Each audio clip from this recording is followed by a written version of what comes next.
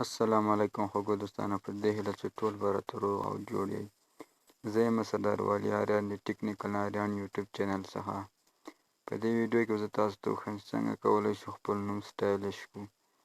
یعنې په دې ویډیو کې زه تاسو ته وښیم څنګه خپل نوم تاسو به راواخلئ، څه رقم زړه وي هغه ته سټایلش ورکولی شئ.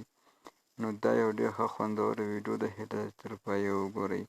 مخکې له دې نه چې زه ویډیو شروع کړم، تاسو خو په ډېره عاجزانه توګه خواهش کوم تر څو زما یوټیوب چینل سبسکرایب کړئ او په څنګ کې د ګنټۍ نښان ووهئ تر څو زما هره ویډیو تر تاسو در ورسیږي. نو اوس ویډیو نوره نه اوږدوم، ویډیو شروع کوم. د دې لپاره چې تاسو خپله آی ډي سټایلش کړئ، نو دې ته یو اپلیکیشن ضرورت لري. داسې په خپل موبایل کې لومړی هغه اپلیکیشن انسټال کړئ. د هغه اپلیکیشن نوم ده فني ټیکسټ. دا یو اپلیکیشن به تاسو خپل موبایل کې انسټال کړئ. انشاءالله د دې اپلیکیشن لینک به زه د ویډیو په ډسکرپشن کې درکوم، هغې څخه تاسو کولی چې په ډېره اسانۍ سره یې ډاونلوډ کړئ. نو زه اوس ورځم د اپلیکیشن خلاصوم، تاسو ته یې په راحت طریقه ښیم.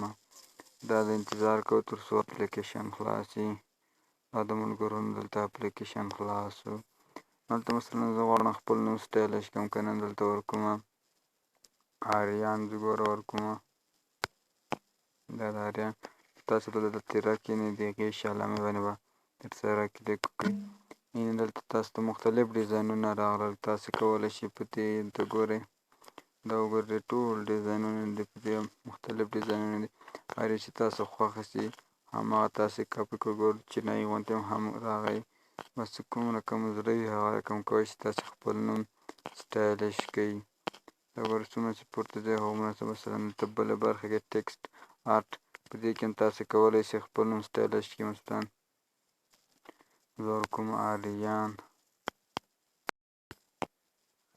دا بیا دلته ده تیرک علامه سره وهو.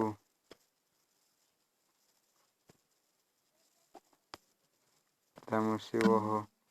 اینې ملګرو دلته څه رقم سټایل هم خوښوي، هماغه سټایل کې به تاسو نوم راواخلئ. دلته ګوره ډېر سټایلش دي، که هر کوم ستاسو خوښ وي په هماغه رقم به ستاسو نوم سټایلش کېږي. هر کله چې غوښتل چې دا کاپي کړئ، نو دغه یې دا د ورقې غوندې نښان په دې کې به تاسې داسې کلیک وکړئ، نه کاپي، نو دا نوم به ستاسو کاپي شي. هر باندې چې تاسې کلیک وکړئ هغه به تاسو کاپي شي. دلته نور رقم کېږي ټیکسټ دی، دلته ګوره تاسې کولی شئ په دې کې سټیکر غوندې هم جوړ کړئ، ایمیجو غوندې. ګوره دلته آریان ورته لیکمه.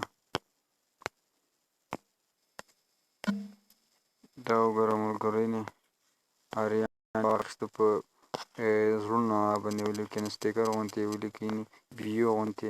داسې کولی شئ تاسې خپل فیسبوک بیو باندې هم ولګئ. هر چې زموږ خوښي تاسې کولی شئ. که غوښتل مو چې هغه کاپي کړئ، نو د کاپي باندې به کلیک وکړئ، نو تاسو ته به هغه بیو کاپي شي. دلته مثلا نور مختلف ډیزاینونه دي دې کې ورته وګوره. دلته عکس غوندې هم ډیزاین کېږي. دغه نوم هلته زه اوس لیکم آریان.